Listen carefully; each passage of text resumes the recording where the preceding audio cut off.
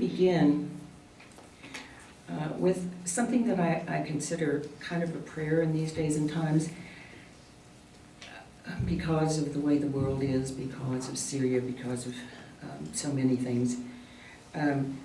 With a poem of Taha Muhammad Ali's. Taha was a Galilean poet. He was from Galilee. He was exiled during the 1948 war, and he then, as an adult, returned to Nazareth and sold curios and tchotchkes to Christians near the Christian shrines. And as you imagine, his life and his experience had not been all that, shall we say, heartwarming. And this is a poem he wrote called Revenge. At times I wish I could meet in a duel the man who killed my father and raised our home, expelling me into a narrow country. And if he killed me, I'd rest at last. And if I were ready, I would take my revenge. But if it came to light when my rival appeared that he had a mother waiting for him, or a father who'd put his right hand over the heart's place in his chest whenever his son was late, even by just a quarter hour, for a meeting they'd set, then I would not kill him, even if I could. Likewise, I would not murder him if it were soon made clear that he had a brother or sisters who loved him and constantly longed for him, or if he had a wife to greet him and children who couldn't bear his absence and whom his gifts would thrill, or if he had friends or companions, neighbors he knew, or allies from prison or a hospital room, or classmates from his school asking about him, sending him regards. But if he turned out to be on his own, cut off like a branch tree, without mother or father, with neither brother nor sister, wifeless, without a child, and without kin or neighbors or friends, colleagues or companions, then I'd add not a thing to his pain within that aloneness, not the torment of death, not the sorrow of passing away. Instead, I'd be content to ignore him when I passed him by on the street, as if I convinced myself that paying him no attention in itself was a kind of revenge. We hope that's the kind of revenge that we can carry forward in this world instead of the kind that we've been doing. I want to acknowledge the translators. I'm a radical translator advocate, and the translators are Peter Cole, Yaha Hijazi, and Gabriel Levin.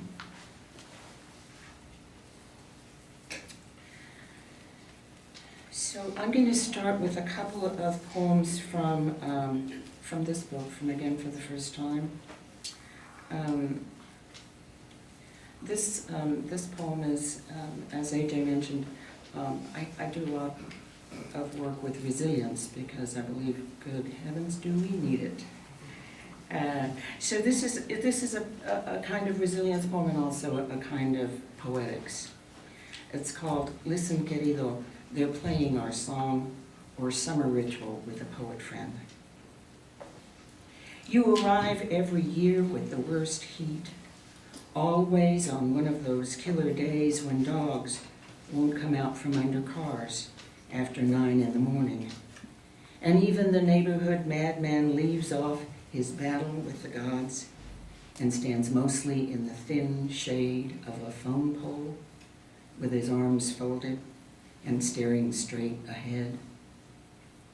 Always on one of those consuming afternoons when every nerve is uncovered and it burns the insides to breathe And the chicharras keep saying over and over how much has been lost or forgotten or left unsaid. And the only thing for it is to drink beer after beer in Salinas' air-conditioned bar and play pool with strangers and make the best of it. But I digress. I was saying how you always show up in flames, a sheaf of poems hanging from your elbow, and how you ask your same few questions, and how your eyes always look away before the answers have a chance to stir up even a little breeze.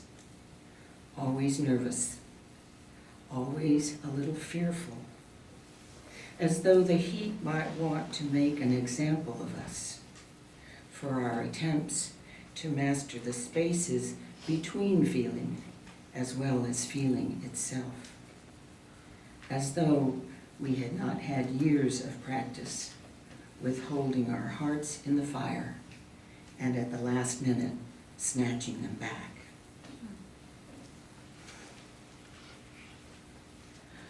And I should say that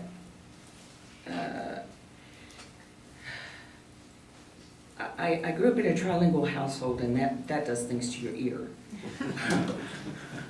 Really, things that hang around forever. And I also grew up in an African-American neighborhood, so my relationship to Black idiom was always very strong. However, I was afraid of writing in that idiom for a very long time, until one day my Angelo came to San Antonio, and I said to her, "This is what I'm feeling. This is why I don't finish this poem. This is why I don't write in Black idiom." And she said, "You own Shakespeare. You own every language you've ever heard. You write whatever you want to write and be proud of it." Okay, I'm good on that. I'm real good on that. So this is a poem that I wrote dedicated to her, but again, it has that same theme of resilience running through it. It's called Swallowings, and it's for Maya. I've been to church, folks. I'm an East Side Mexican Greek, and I've been to church. I'm here to say I grew up hearing folks sing over hard times in the key of, girl, it ain't nothing about letting go of this life. I grew up in a hood where every day at noon, Black girls at Ralph Waldo Emerson Junior High School made a sacred drum of the corner mailbox, beating on it to raise the dead and make them dance. I grew up reading in the George Washington Carver Library and marveling at the white lightning gloves the top ladies of distinction use for church. I grew up where grits is indeed groceries, and a hail mountain of a woman passed my house daily, always saying the same thing. "You name Rosemary?" "My name Rosemary too." I grew up, folks, and I've been down till I couldn't get no more down in me. And now a preacher lady come to town and caused me to paint my face and put on some good clothes and go to church. And I'm here to say I have a right to take this tone, 'cause it ain't nothing about letting go of this life. Swallows keep making their wings out to be commas on the sky. World keeps saying, and.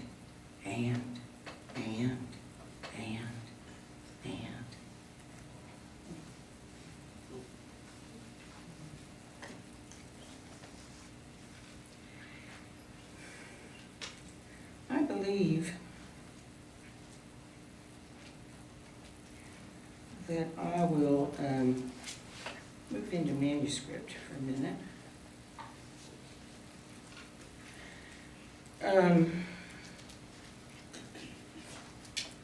How many people in this room know what a maverick is?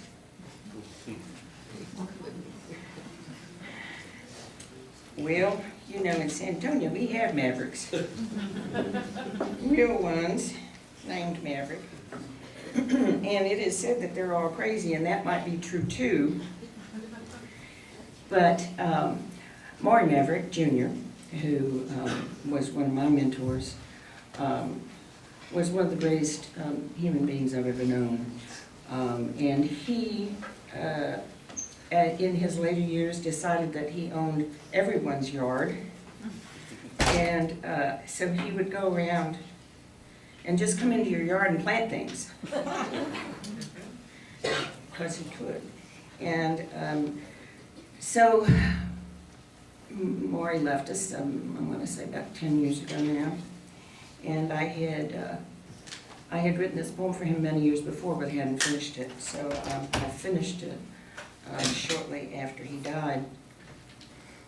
And it enters into this intermingling of the classics and real life that is fun for me, and that was particularly fun for Maury. He loved it immensely. So this is from Maury Maverick, A Partial History of Poppies. You plant a border of poppies in my yard, visit on chilly mornings to keep vigil, mutter that we all must do something for this world. And I remember the red ones were sacred to Ceres when she was still called Demeter and would not give the world back its corn, color, the warm air that sprouts seeds, until her child should come back alive from death's trickster food. Over and over again she found Persephone without memory among the shadows, bargained with Hades for the months that hadn't been swallowed with his dark kernels. This is how we got spring, the glory that is left to life in the face of death, the recurring poppies, our faith in resurrection. Even though the Bible tells of seeds that fall on stone and so will not grow. Even so, each spring, all of Greece, to the harshest island, wears an adamant veil of poppies. One bloom, it is told, for every drop of blood ever shed in a war. Think of it, that Troy wasn't the beginning, or Hitler even close to the end, that poppies contradict, raising stubborn little fists all over the world, yellow in Iceland, white in Asia, Latin America, the Middle East, brown and purple in Africa, everywhere the famous red, that finally all blood is the same color, if memory serves. On Colima Street, it's not yet spring, and there are poppies sleeping in rusty coffee cans. The old woman who dampens the seeds each morning is not the grandmother of the 6-year-old who won't speak since her insides were raped to shreds by her mother's junkie boyfriend. He's another version of the poppy, another version of ourselves. And the old woman, the leap of the heart and eye that imagines her to be the grandmother who might yet save this child, these too are versions of the poppy, of Demeter and Guadalupe. And the choice among versions remains ours, like the borders where we either meet or come apart, like everything we do to keep from falling on stone.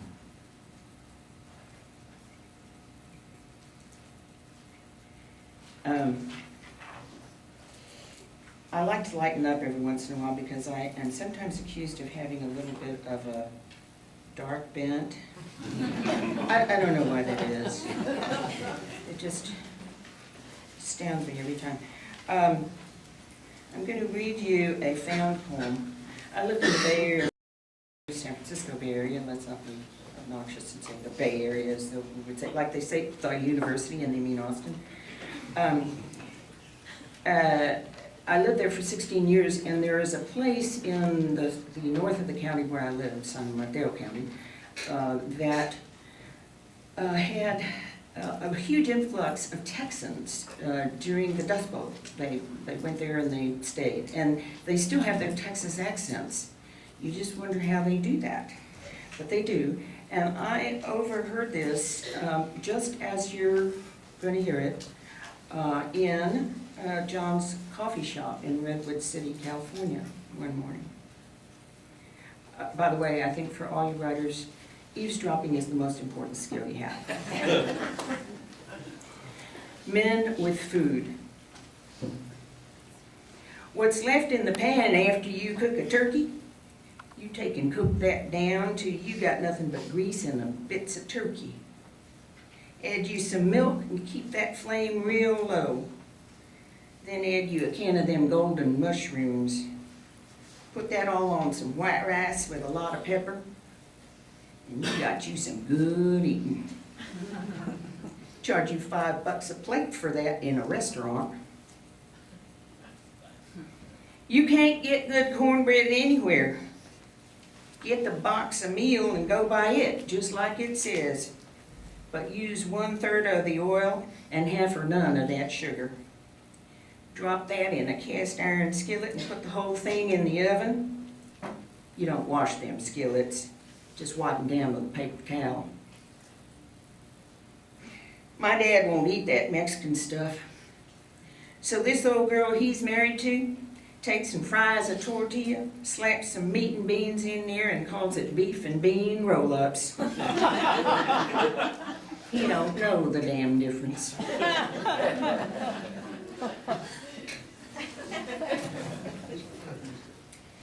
Found poems, they're just, well.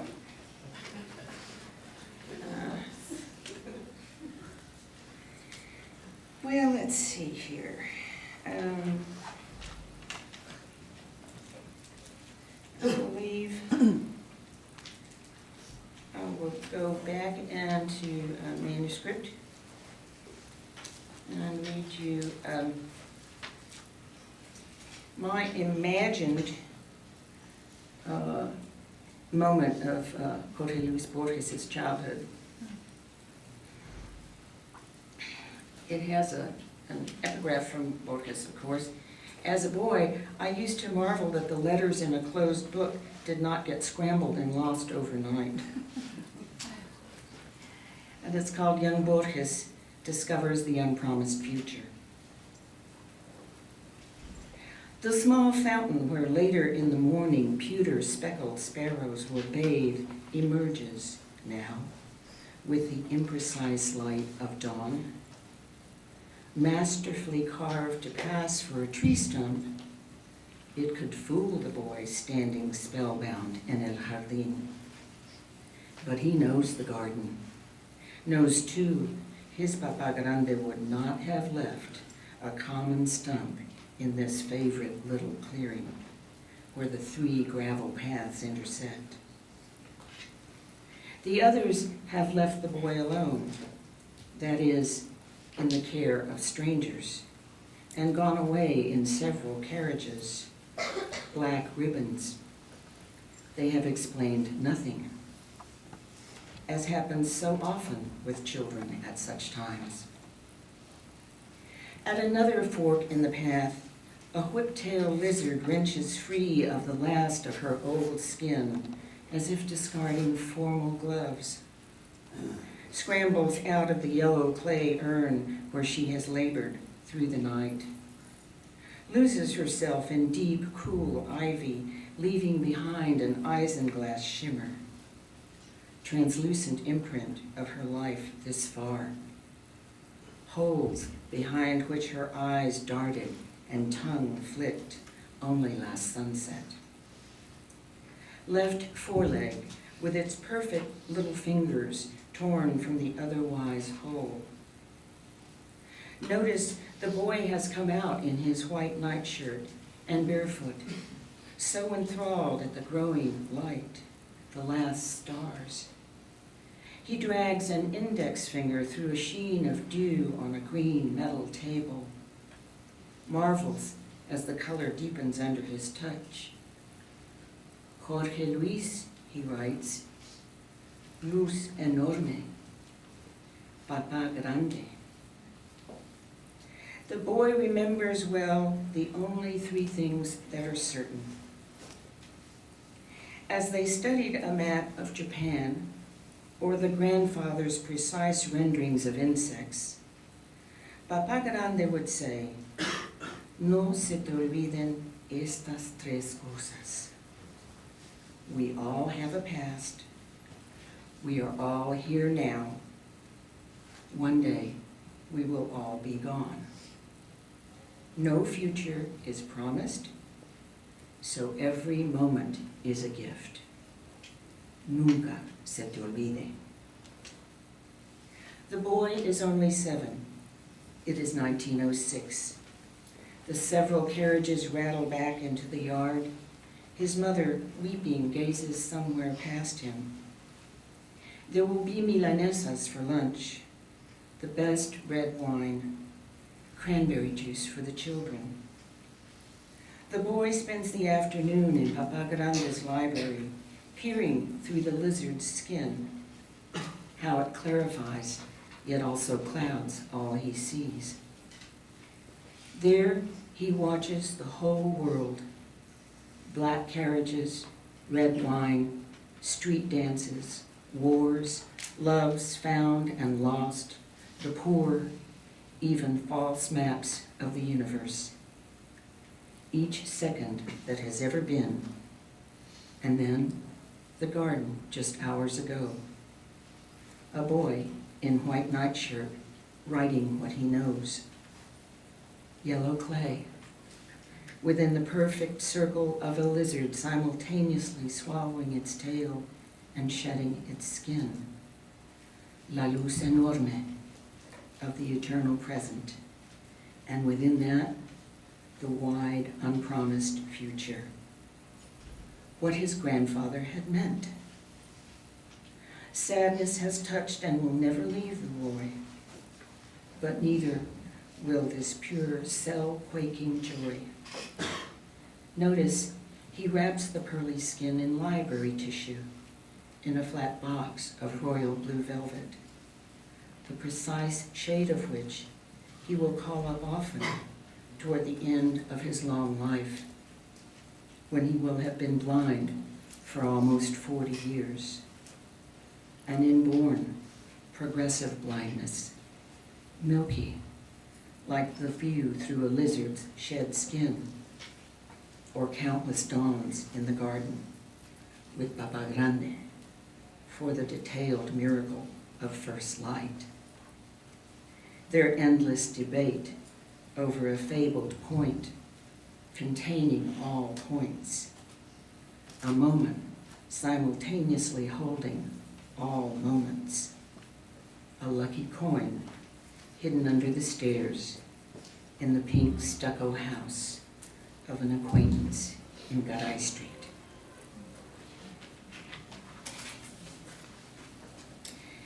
And I believe that your students, some of your students have to leave now, is that a correct thing? Okay, thank you so much for being here.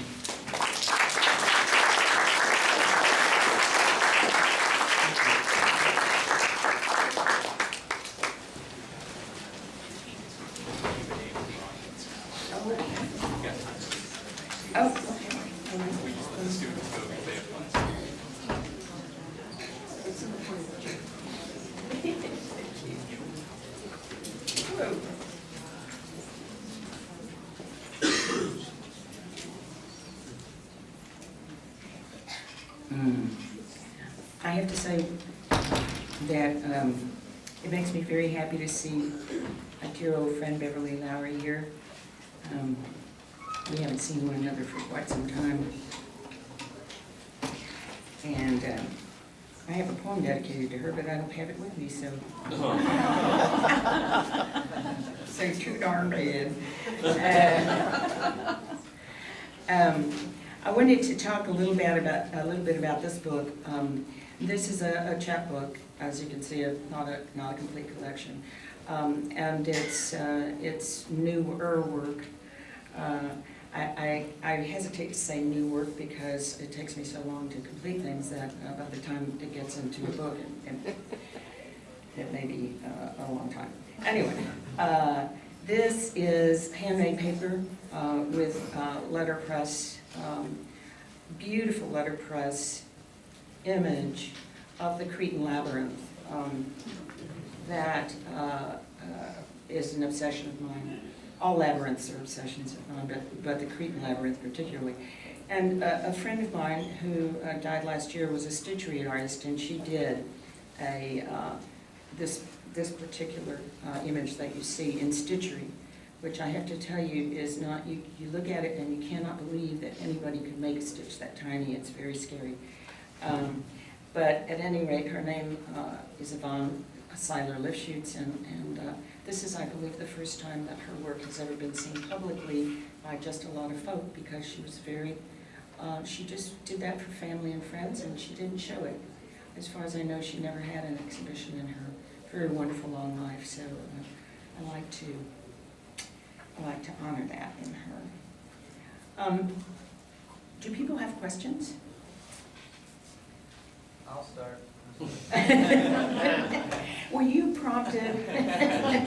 I was, reading your book and I loved it. I was curious about the reoccurrence. There's like a motif of the cicadas, which we call colloquially chicharras. Like, what was that?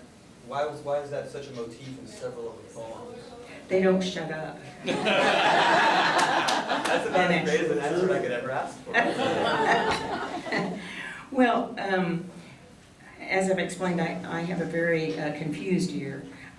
When I was at Stanford, I was blessed to study for 2 years with Denise Levertov, who also had a confused ear, and she recognized my confused ear right away. And we started comparing one night all the things that we hear that are so present to us that other people kind of block out, because it's, how important can it be that something's going all the time in your ear? So that's one of them. The other thing is, I love them because when I was a little girl, and the metaphor is in there, but I didn't realize how important it was until I was writing these poems, and that is that I believed that when you found the little bodies, you know how you find the little dried and they're empty? Well, I thought that they had sunk themselves out of their shells. That's why they ended up empty, because they just sang and sang and sang until they were gone. And so that for me is another image of resilience, and another image of how to make song out of tribulation. So that's why. I have a question. What does the poet laureate do? Oh, for heaven's sake, I need to ask it. Well, the first person to ask that question, because, well, it's pretty stunning. There are no duties. There are no instructions. There is no honorarium or stipend. Damn. And one is supposed to enhance the presence of poetry in communities, and so that's what we do. As my friend Betsy says, we go around. Go around. Yeah, we go around, and it's wonderful. Actually, I shouldn't make light of it, but I have to make light of things that happen in the Texas legislature, don't I? But at any rate, but at any rate, they do this amazing thing. It's not just a laureateship any longer. They've added a 2D artist, a 3D artist, a state musician, and so every year there are 4 of us. But since they only meet every 2 years, they what would you call, they induct all 8 of us at one time in their great deliberations in Austin. So we went up there and they had us trip around places. First you go to the House, then you go to the Senate, and then things. And so, so the state musician for next year, this year's state musician is Craig Johnson, and you will have the pleasure of seeing him, I understand, next week. He's a wonderful person, and I'm so happy to be in his company, and a great artist as well. But next year's state musician is Flaco Jimenez. Oh, Well, I will tell you that when we were in the House and the Senate waiting to be shuffled around, people kept jumping out of places, cafeterias and kitchens and just everywhere, saying, "We want a picture with Flaco." And so everybody did. It was a really wonderful thing. And so we decided the 3D artist from San Antonio next year is a wonderful sculptor by the name of Ken Little. So the 3 of us being from San Antonio, we decided that as my laureateship ends and their state artist terms begin, we're going to do an event together.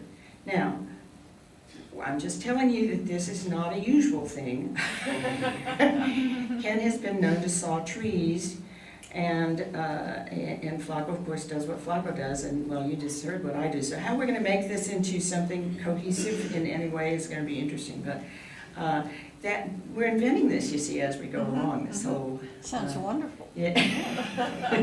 It's an interesting process. Anybody else have a question? Yes, sir. My best friend when I was in college was Greek American. He was from New Orleans, and I went to college in New Orleans. I got to know his family, and they were a great family. I ended up going to a couple of Greek Orthodox funerals, weddings. I just wondered if you'd say a word about, that side of your lineage, because you seem to be a person of many voices. Thank you. Yeah, I do have a lot of that. In fact, I think I'll just, in a minute, I'll read you a very short poem that comes from that experience. Well, my Greek grandfather was the head of the family, as you can imagine. That's what we had then, patriarchs. And when I was 12, he and his best friend, Mr. Mandos, arranged a marriage for me, didn't they? They arranged a marriage for me with Mr. Mantos' nephew from Greece, from Crete actually, Cretan Labyrinth, get it? And I'm 12, And so I remember I was playing in the yard, and Mr. Mantos called me in, and he put this gold bracelet on my arm, and he patted me on the head, and sent me out to play again. And then that was that. It was all done, wasn't it? They drank to that thing that they just made, and we went home, and my father asked my grandfather what a nice afternoon we'd had, and my grandfather said, "Well, yes, I've just arranged for Rosa." My Greek name is Triandafilia, but it's a little lengthy, as you hear, so the nickname is Rosa, to marry Mr. Mantos' nephew. He'll be coming, he's 25, he'll be coming from Greece to finish his studies. And my father had to tell my grandfather that no, we just don't do things that way anymore. And it broke his heart. It broke his heart because he had done exactly what he was supposed to do. He was just geographic, his GPS was off. It was not right. So there was that. Also, I went to Greek school every day after American school from the time I was 8 until the time I was 15. And in Greek school, it's kind of like everybody I know anybody go to Hebrew school? People who went to Hebrew school immediately understand what I'm talking about when I say Greek school. It's a whole other world, and you're just in there, and you stand up and you recite your pimata. I still remember them, the poems that that I had. And so I learned a great deal, but it is not, Nina and I were talking about this morning, it is not as easy to maintain culture and language, although I was deeply immersed in the Greek culture because my grandfather demanded it, when there's not a conversation going on. And while my Mexican grandparents were with me, and they were talking to each other in the language. My grandfather only talked to me. My father didn't speak Greek with my grandfather, even though he knew it, because he was second generation, and that's when you get American, isn't it? So, so it gets lost. It gets a little bit lost in translation. But it's very much a part of me, and something I'm driven to know more about. I've just discovered some cousins on the island that my grandfather left when he was 14. So I'm going to go back there. It's an island that's very much contested in the Dardanelles, and so sometimes it's Turkish, sometimes it's Greek. So this notion of fluctuating borders and negotiating differences that's just part of the deal. That's how you live it. Do I have time to read one more poem? Do you think? Absolutely. I think I'll read you the poem that I wrote for my grandfather. This is the one that took the 10 years. It's probably my oldest published poem. It's called Catacalos. The old man, we always called him. We said it with respect. Even when he embarrassed us by wearing his plaid flannel work shirt to church under the fine blue suit one of his up-and-coming sons, the three prides of his life, had bought him. Even when he spent hours straightening used nails when we could afford to buy him new ones, so he could build the hundreds of crooked little plant stands that still wobble in the corners of our houses. He had come off a hard island birthplace, a rock long ago deserted by the gods, but still sopping with the blood of its passing from hand to hand, Greek to Turk, Turk to Greek, and back again. As if everything had not always belonged to the sea, he said, and to the relentless light that hurt the eyes of statues and children alike. He was brought up on routine whippings every Sunday, before the fat punishment to fit any crime. His father, the miller, followed the wisdom that parents can't be everywhere at once, and in 7 days, any boy is bound to do something deserving a beating. Besides, by his own admission, he was not such a good shepherd, always getting sidetracked caring for some sick bird or dog or donkey that followed him everywhere ever after and got mixed up with the goats and sheep. A draft dodger from the Turkish army, he braved the maze of Ellis Island alone at 16, escaping with his last name intact and his first name changed to Sam. New York fed him dog food those first few months when he couldn't read the labels and knew only from the pictures that the cans were meat and cheap. He used to laugh about that. Said it was just as good as some of that Spam and stuff they sell nowadays. Anyway, Sam was the darling of immigrant flock houses, giving away counsel and sometimes money, always finding someone who was a little worse off than he was. He hoboed all the way to Seattle, where he pretended to be a high-flying carpenter and was saved by Hagia Sophia from a fall that would otherwise have meant certain death. Then he came to where they were burning Greeks out of Oklahoma, and anyone who could kept moving and opened a hamburger stand a little farther south. In San Antonio, he rigged up a brightly painted horse-drawn popcorn and ice cream wagon and made the rounds on the west side, never quite making more than a living, since he always told poor kids to pay him whenever they got the money. The hamburger stands came next, the cafe on Produce Row that some old market hands still remember, the ideal spot on South Presa, where every hobo and derelict from here to either coast knew he could collect a free meal. Good old Sam. But his wife was always angry. She wanted a house of her own, something more than glass beads. She hated the way he was always attracting winos and gypsies and cousins from everywhere who camped on her red velvet cushions while he was out working hard to give it all away. She was from Lagos, Jalisco, and when they'd met, it hadn't been so much about love as time to get married. That's what she always said. Sam never said much about it one way or the other, except to smile and tell us she'd had a hard life. Still, they must have had a little something special going, seeing how back then he spoke only Greek, a little broken English. She spoke only Spanish. They were married through an interpreter. Sam wore an ill-fitting suit and carried a brown paper bag full of sandwiches he had made, so as not to let the guests go hungry. Years later, when they were old, she had never learned English, and he had never bought her a house. He'd spent years in his by now perfect Spanish, trying to get her to see how there was always some poor devil who needed just a little help.